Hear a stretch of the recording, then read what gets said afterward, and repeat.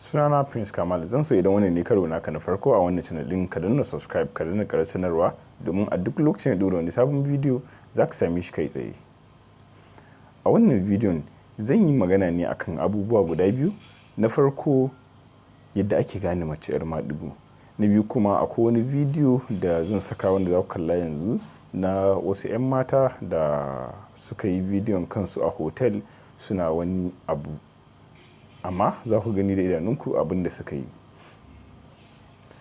Abin da na ce zan yi magana akan yadda za a gane mace 'yar maɗigo ba kuma bane saboda irin yadda abubuwan da yayi yawa, saboda a matsayinki na mace wadda ke son ki kare mutuncin kanki, ke son ki kare mutuncin addininki da gidanku, ya kamata da kin ga alamun wata mace tana miki irin wannan abubuwan to ki fara zargin cewa to zai iya yiwuwa fa 'yar maɗigo ce, kuma wanda ko da ba 'yar maɗigo ba ce idan tana irin wannan abun ya kamata ki guji irin wannan abun, inda halima ki ba ta shawara akan ta daina.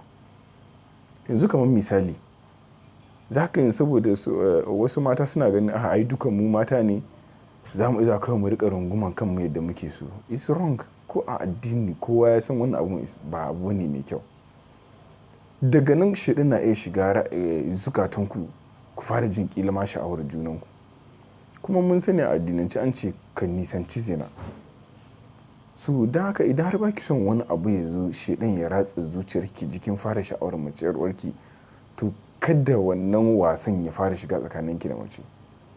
Saboda wasu 'yan maɗigon in suna son su jawo wasu daga cikin abun ta haka suke fara. Yanzu misali kalli abin da 'yan matan nan suke yi a wannan bidiyon.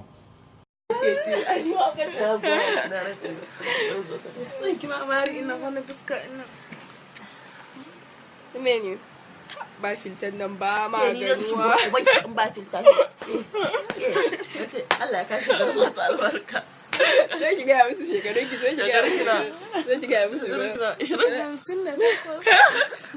70 ne?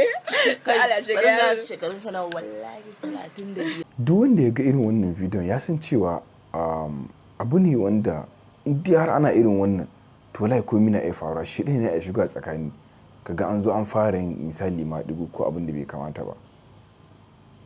Da haka ina kira ga mata da a kiyaye da irin wannan wasan. Ba kan mata bane ba, ko maza in kaga irin wannan wasan yana shiga tsakaninka da abokinka namiji to ka nisanci irin wannan wasan.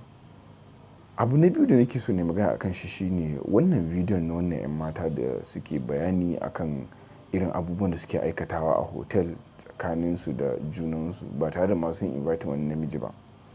Wani labari mu namiji baya kama mana lojin, mu da kama muke zuwa muke kama lojin da kuɗin mu ji daɗin rayuwar mu. Bara mu haska muku ɗakin ku gani, kuma ɗakin nan gaba ɗaya babu namiji a cikin shi, mu kaɗai ne muke cin karen mu babu ka. Kuma ɗakin gaba ɗaya mun haska muku zuwa gadon da muke, zuwa drop ɗin mu, zuwa miro ɗin mu, kun gani babu namiji a cikin ɗakin nan, mu kaɗai ne muke cin karen mu babu baka. Mu ji daɗin, kuma idan da mai buƙatar jin daɗin na ya kamata ku gaya mana sai mu ɗan taimaka mu muku biza. Kun gane? I love you.